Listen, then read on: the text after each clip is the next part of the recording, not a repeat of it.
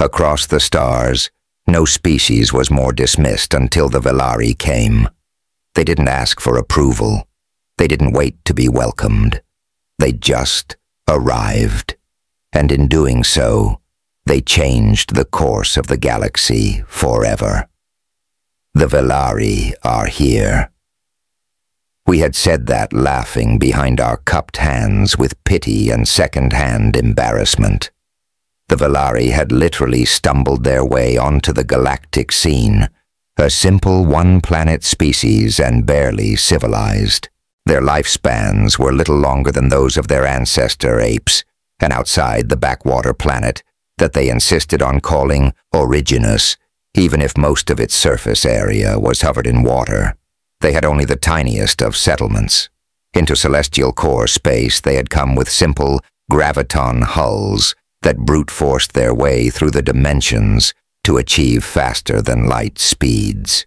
When they had made first contact, they actually had to send a ship back to inform their people, because they didn't have any way of communicating instantaneously over even tiny distances in space. Grudgingly, their civilization was acknowledged by the Council. Our vote was not behind that. It only made them become the most annoying peddlers of the galaxy. The Orion Concord was based on interstellar charters between the many species in celestial core space, contracts that were debated, evaluated, negotiated, rewritten and refined, usually over 100 stellar epochs, before there was any hope of approval from both sides. How could these simple beings with a lifespan, not even half that, understand these proceedings? They didn't. The Velari rudely ignored all that and just sent envoys out to offer pacts and agreements no one cared about. "The Velari are here?" we said with annoyance, tired of their many times they stood on our doorstep to attempt feeble diplomatic discourse. More out of pity than anything else, we gave them some scraps and jump network quantum relay technology in the hopes they would at least stop visiting in person and signed off on their worthless offerings. One thing that was noticeable about them was their hardiness. Coming from a world with a vast range of climates, they could adapt to practically any living conditions encountered on other celestial core species worlds. And for some reason they enjoyed moving across half the galaxy to live in a jarringly different culture, gleefully adopting whatever outlandish social rules these had. Within not even one of their biophases, they had people living on the many thousands of planets of whatever species foolishly allowed them to come. We saw these places, marred by the presence of these over-enthusiastic apes, and whenever one of the popular destinations of our people was overrun with them, we turned away with disgust and said the Velari are here. Our own planets were kept clean of them, and we did not allow them to settle anywhere in our space. More stellar epochs passed as we noticed a new trend. The younger ones of our people began seeking the fortune in the stars away from the stability and security of our civilized systems. We found the cause of that to be the Velari. They foolishly jumped headlong into colonizing barely habitable planets, surviving only because of their hardiness. Surprisingly, they then set the groundwork to terraform them, working on creating conditions other council species could survive in as well. These outposts were flocked to by many, promising an honest life for hard work and offering cheap living space, even for the largest of families. The Velari are here became a call for willing settlers, assuring every being of a safe haven that could be shared by all. As the Velari went forth to tame the most dangerous regions of the galaxy, they brought back a wealth of resources. By passing the Orion Concord again, they began trading with anyone willing. Within another one of their short biophases, they had built a network of exchange that rivaled the official Celestial Core platforms.